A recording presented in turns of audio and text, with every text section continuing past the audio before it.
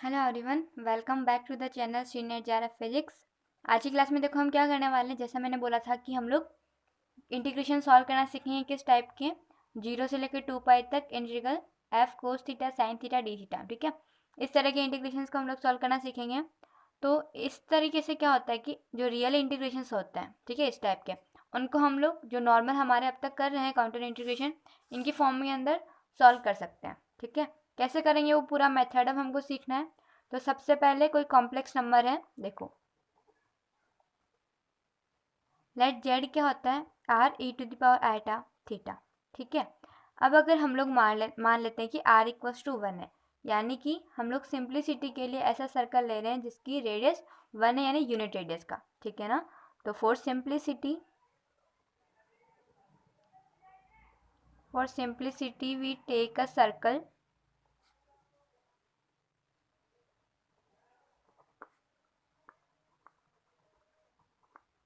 Of unit radius. ठीक है, तो अगर r की वैल्यू 1 है तो z कितना हो जाएगा हमारे पास में, e⁻i थीटा। ठीक है, डिफरेंशियल करो आप लोग इसका, तो dz कितना हो जाएगा फिर आयोटा, और फिर same to same e⁻i theta D theta. तो इसको मैं क्या लिख सकती हूँ वापस, अगर लिखना चाहूँ इसी फॉर्म के अंदर, या फिर एक बार इसको चेंज कर लेते हैं। डी थीटा कितना हो जाएगा हमारे पास में, D Z divided by this पूरी चीज़ divided by iota e⁻i theta. ठीक है, equals to D Z divided by, इस पूरी चीज़ को मैं वापस लिखना चाहूँ तो जेड लिख सकती हूँ ना, तो D Z divided by iota Z. ठीक है, तो ये चीज़ आ गई हमारे पास में पूरी। अब देखो, जैसे कोस थीटा को हमको लिखना है, ठीक है, हमारे फंक्शन में कोस थीटा आ रहा है, तो कोस थीटा को हम कैसे लिख सकते हैं, e⁻i theta plus e⁻−i theta divided bye 2।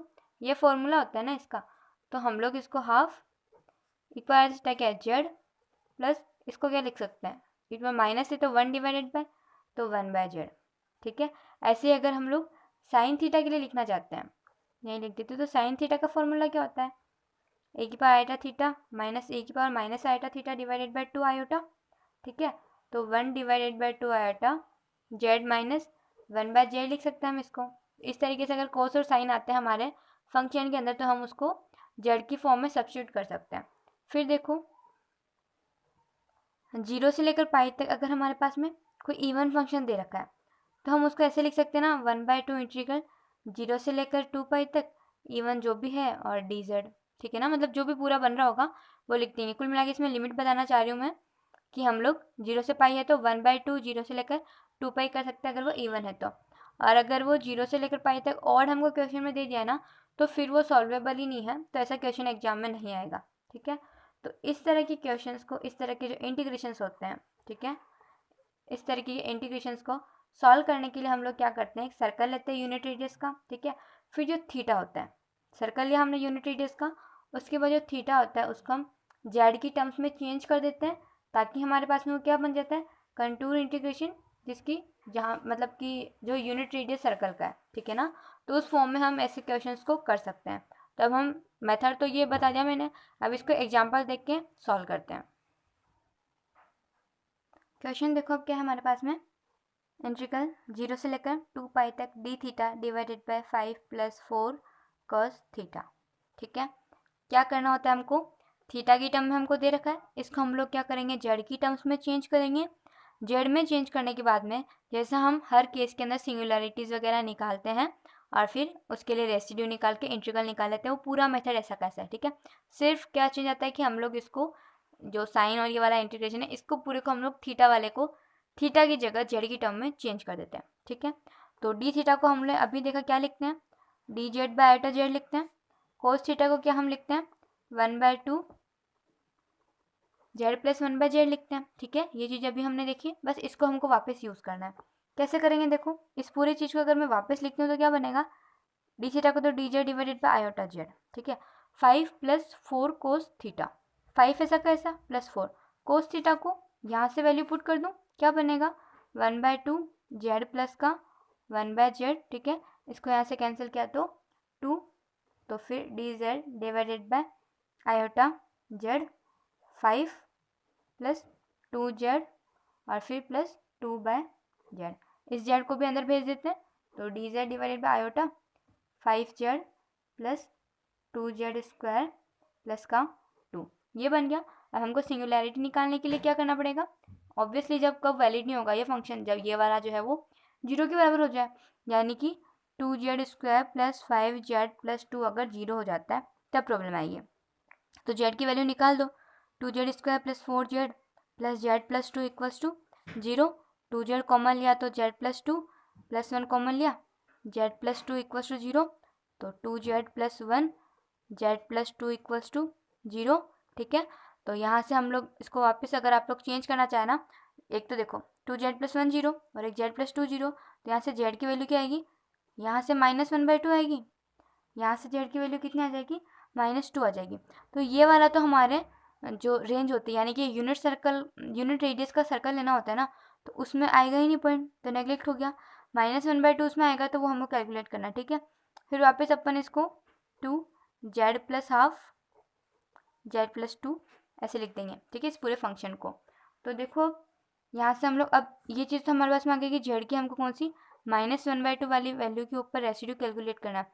Residue calculate कैसे करते हैं, याद है ना, लिमिट, जैसे रेसिड्यू हमको निकालना है z इक्वल्स टू -1/2 पे, तो z इक्वल्स टू a पर रेसिड्यू निकालते तो limit z tends to a, I mean ये लिख ही देती हूँ, limit z equals to half z minus A, तो माइनस ए है यानी माइनस हाफ, सॉरी है ना, z माइनस ए यानी माइनस माइनस प्लस, तो z प्लस हाफ। ठीक है, वापस एफ जेड, तो 1 डिवाइडेड बाय ये पूरा फंक्शन, इसकी फॉर्म हमने ये निकाल चुके अब। ठीक है ना, तो 2 ये वाला 2 आयोटा और फिर ये बची हुई चीज़, यानी कि z प्लस का हाफ और z प्लस 2। ठीक है, कैलकुलेशन ही है यार बस इसके अंदर, अगर आपको बस ये चेंज करना आना चाहिए, बाकी ये सब चीज़ तो हम ऑलरेडी बहुत बार कर चुके हैं। ठीक है, तो अब बस यहाँ पे वैल्यू रख दो, 1 divided bye 2 iota z plus 2, z की वैल्यू माइनस हाफ है, माइनस हाफ प्लस 2 कितना बनता है, ये 3/2 बनता है, तो 1/2 आयोटा 3/2, 2 से 2 cancel, 1 divided bye 3 iota, residue निकल गया। इंटीग्रल कैसे कैलकुलेट करते हैं हम लोग, 2 pi iota into sum of residues, sum of residues एक ही तो है हमारे पास में, 3 आयोटा। ठीक है, आयोटा से आयोटा कैंसिल, तो 2 पाई बाय 3 हमारा आंसर आ जाएगा। ठीक है, तो बस आपको ये सॉल्व करना आना चाहिए। अभी क्वेश्चन देती हूँ, इंटीग्रेशन 0 से लेकर 2 पाई तक d theta divided by 5 minus 3 cos theta. ठीक है, इसको आप लोग खुद करके देखना, बस सेम डी थीटा को सब्स्टिट्यूट करना, कोस थीटा को सब्स्टिट्यूट करना, सॉल्व करना। ओके, तो इस तरीके के जो भी क्वेश्चंस हैं, अब एक एग्जांपल मैंने बता दिया है, मेथड बता दिया था, आप लोग कर सकते हैं। ठीक है, अब अगर एग्जाम में इस तरह का आता है तो जनरल फॉर्मूला याद कर लो, ताकि आप लोग को वहाँ पे टाइम वेस्ट नहीं हो। ठीक है ना, सबके ऊपर नहीं लगेगा, पर जब जब वो फॉर्म आती तो आप लगा सकते हो। देखो 0 से लेकर 2 पाई तक d theta divided by a plus minus b cos theta हो। ठीक है, इसको आप लोग क्या लिख सकते हो, 2 pi divided by under root of a square minus b square. ठीक है, अगर कोस थीटा की जगह साइन थीटा हो, यानी 0 से लेकर 2 पाई तक d theta divided by a plus minus b sine theta हो, तो ऐसे केस के अंदर भी आप क्या लिखोगे, 2 pi divided by under root of a square minus b square. Okay, तो ये वाले फॉर्मूले ना आप एकदम पक्के से याद कर लेना।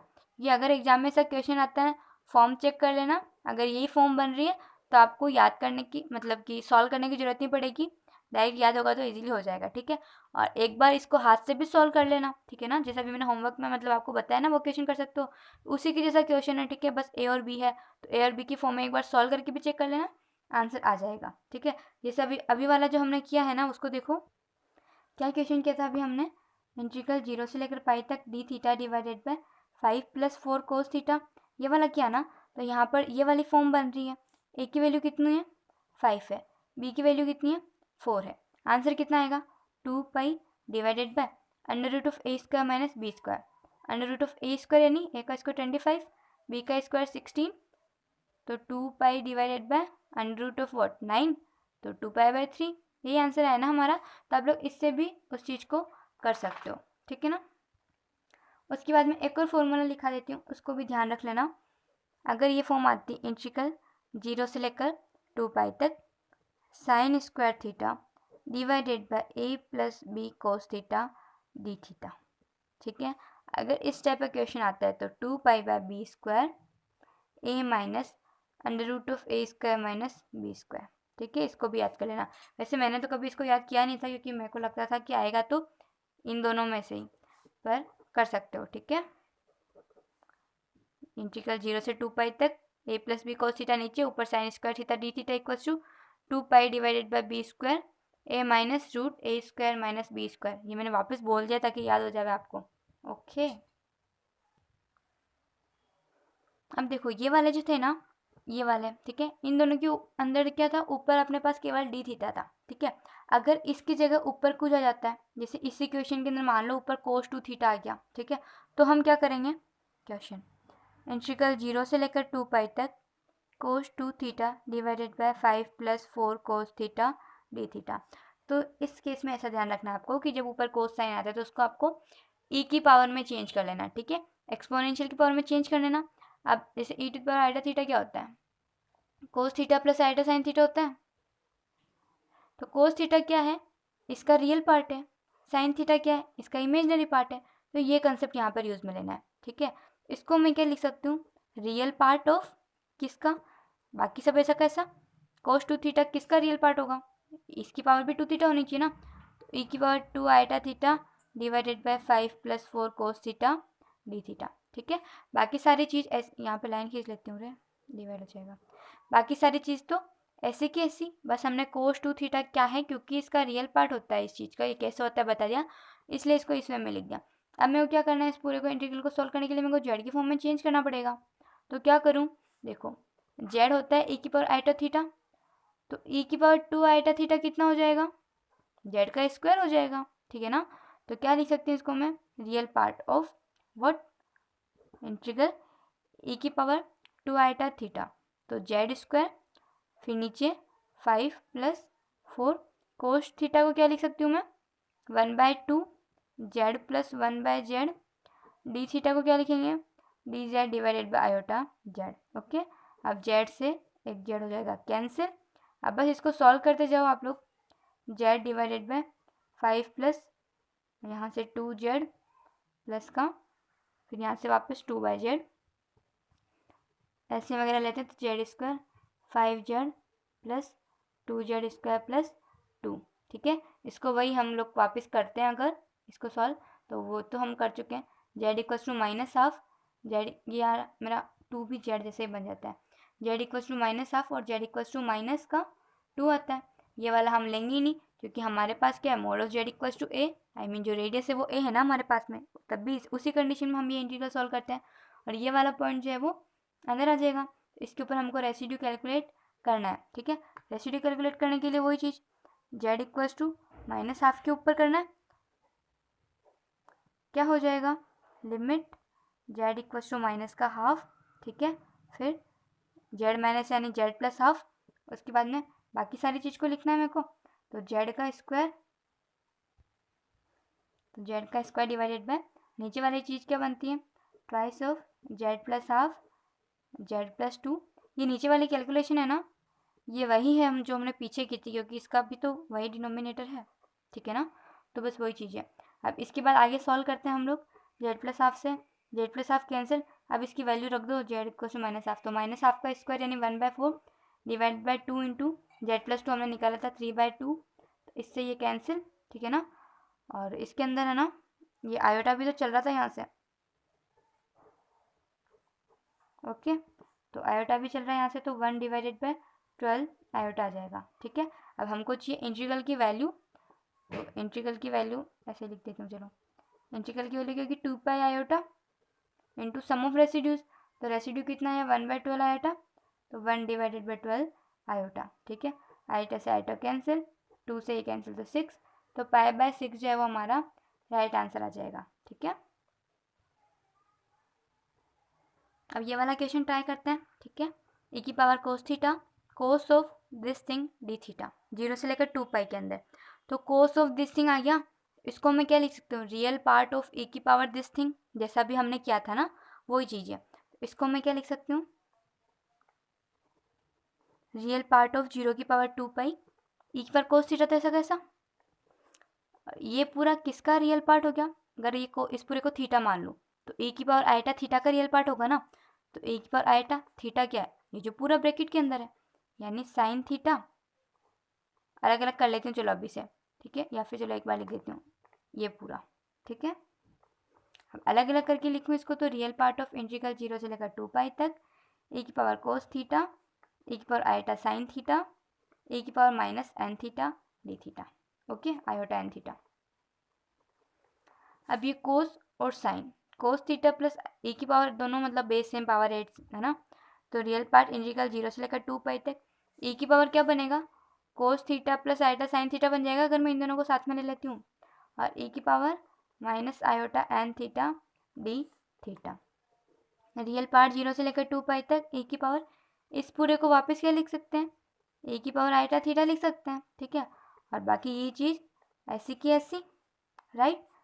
अब मैं इसको अगर जेड में चेंज करना चाहूँ तो इंटीग्रल, देखो e की पावर, ये जो चीज़ है ना, इसको वापस क्या लिख सकते हैं, जेड हमारे पास में होता है e की पावर आयोटा थीटा, ठीक है, तो e की पावर हम लोग जेड लिख सकते हैं। फिर आता है e की power minus iota N theta, तो ये क्या चीज़ बनेगी हमारे पास में, जेड होता है दिस थिंग, जेड की पावर अगर मैं माइनस एन ले लेती हूँ तो वो चीज़ ये हो जाएगी, मतलब ये हो जाएगी, ठीक है ना, तो इसको वापस मैं लिख सकती हूँ जेड की पावर माइनस एन, ये चीज़ है, ठीक है। फिर डी थीटा को क्या लिख सकते हैं, इसमें आपको थोड़ा सोचना पड़ेगा, है ना, डी थीटा को हम वही डी जेड बाई आटा जेड लिखते हैं, मौका वही, तो ये क्या हो जाएगा, real part of integral e की power Z divided by, iota तो है ही, और जेड की पावर क्या बन रहा है, इसको नीचे लाऊँ तो एन प्लस हो जाएगा, जेड की power N plus 1 D Z, ठीक है। एक तरीका तो ये होगा कि आप लोग क्या करो कि जेड की पावर एन प्लस 1 को जीरो करोगे, जेड की वैल्यू जीरो आएगी, ठीक है, फिर जीरो के ऊपर आप लोग रेसिड्यू कैलकुलेट करोगे, और फिर इंटीग्रल 2 पाई एटा इंटू वो पूरा प्रोसेस जो हम लोग करते हैं ना नॉर्मली, उससे देखोगे। दूसरा तरीका क्या है कि हम लोग यहाँ पर एक्सपांशन से भी सॉल्व कर सकते हैं, ठीक है ना, चलो मैं दोनों तरीके से बता देती हूँ। पहला क्या है, जेड की पावर एन प्लस 1 जीरो, यानी जेड इक्वल टू जीरो पे चेक कर लेते हैं, फॉर्मूला होता है हमारे पास में रेसिड्यू जेड इक्वल्स टू ए के ऊपर निकालते हैं ऑर्डर एन का, तो कैसे लिखते हैं इसको, 1 डिवाइडेड बाय एन माइनस 1 का फैक्टोरियल, फिर डी की पावर मतलब इसका derivative N minus 1 time Z के रेस्पेक्ट में, फिर जेड माइनस ए की पावर एन एफ जेड, कहाँ पर ये पूरी चीज़ जेड इक्वल्स टू ए पे, ठीक है, ऐसे ही कैलकुलेट करते हैं हम लोग। तो अब इसको जेड इक्वल्स टू जीरो पर बस निकाल लो, क्या हो जाएगा हमारे पास में, 1 divided by N minus 1, N की वैल्यू यहाँ पर क्या है, एन प्लस 1 है, तो एन प्लस 1 माइनस 1 यानी 1 डिवाइडेड बाय एन का फैक्टोरियल, फिर D N divided by D Z की power N Z minus A, यानी कि जेड माइनस ए की वैल्यू यहाँ पर हम लोग जेड इक्वल टू कहाँ पर निकाल रहे, जेड इक्वल टू जीरो के ऊपर निकाल रहे ना, तो सिंपल जेड की पावर एन, इसको ब्रैकेट से बना देती हूँ, उसमें एफ जेड क्या है, ये पूरा, ठीक है ना, एन पे निकाल रहे हैं, एन की वैल्यू एन प्लस 1 है हमारे पास में, ठीक है, एन प्लस 1 तो ऑर्डर है ना, यहाँ पर तो एन तो ऑर्डर का था इसलिए, तो एन प्लस 1, बाकी ये पूरी चीज़ एफ जेड जो भी एफ जेड क्या है, ए की power Z divided by iota Z की पावर एन प्लस 1 है, ठीक है, तो यहाँ से ये तो इससे कैंसिल, 1 डिवाइडेड बाय एन का फैक्टोरियल, अब है ना यहाँ से तो 1 बाय आयोटा बना, चलो आयोटा का भी बाहर ले लो, ठीक है, तो D N divided by D Z की पावर एन ई की पावर जेड, अब इसको कितनी भी बार डिफ्रेंशिएट करो चेंज होगा क्या, नहीं होगा, ई की पावर जेड ही बचेगा, तो ई की पावर जेड, ये पूरा कहाँ पर, जेड इक्वल टू जीरो पर, तो यानी 1 डिवाइडेड बाय आयोटा एन का फैक्टोरियल, ये आंसर आ गया। और हमको क्या निकालना है, इंटीग्रल निकालना है, इंटीग्रल क्या हो जाएगा, 2 पाई आयोटा इंटू ये जो पूरी चीज़ है वो वाली चीज़, यानी कि 1 डिवाइडेड बाय आयोटा एन का फैक्टोरियल, आयोटा से आयोटा हो गया cancel, 2 pi divided by N का फैक्टोरियल, ठीक है, ऐसा निकल जाता है। और अगर आप लोग चाहें कि इसको हम लोग एक्सपांड करके मतलब सीरीज एक्सपांड करके करें तो कैसे करेंगे, देखो 1 डिवाइडेड बाय आयोटा, फिर ये इस तरह से कर लेती हूँ, ठीक है ना, क्या था 1 बाय आयोटा ई की power Z divided by this, तो 1 डिवाइडेड बाय जेड की पावर एन प्लस 1, ई की पावर जेड को एक्सपांड करते तो 1 plus Z square by factorial 2 and so on Z की power N divided by factorial N, ठीक है, तो हमको 1 बाय जेड कब मिलेगा, जेड की power N divided by Z की पावर एन प्लस 1 वाले टर्म से मिलेगा, तो हमने मेन ये चीज़ लिख दी, ठीक है, तो इसको पूरी को मल्टीप्लाई करते जाओगे, हमको इस चीज़ से मतलब है जो क्या बनेगी, 1 डिवाइडेड बाय आयोटा जेड की power N divided by Z की पावर एन प्लस 1 और साथ में एन फैक्टोरियल डिवाइड में, ठीक है, इससे करोगे तो 1 divided by iota Z N factorial, तो coefficient of 1 by Z, coefficient of 1 by Z इससे हमको कितना मिल रहा है 1 डिवाइडेड बाई आयोटा एन का फैक्टोरियल। ये भी क्या तरीका होता है, रेसिड्यू निकालने का तरीका होता है एक्सपांड करके, ठीक है। तो इन सब टर्म्स में से हमारे काम की जो थी वो हमने सॉल्व कर ली। क्या होता है हमारे काम की, 1 बाय जेड का कॉफिशिएंट क्या है, तो इतना था, ठीक है। यहाँ से रेसिड्यू ऐसे भी निकाल सकते हो, ऐसे भी निकाल सकते हो, फिर इंटीग्रल के लिए 2 pi iota into this thing, तो ये हो जाएगा, ठीक है। तो इस तरीके के आप लोग और भी एग्जाम्पल्स के लिए ट्राई कर सकते हो। तो कोस थीटा साइन थीटा को हम लोग थीटा को कैसे जेड में कन्वर्ट करके सॉल्व करते हैं, उस टाइप के हमने आज मेथड पढ़ा, फिर उसके एग्जांपल्स किया। आई होप आपके लिए हेल्पफुल रहा होगा, ठीक है। आज की जो लेक्चर है उसके अंदर इतना ही। Thank you, bye bye.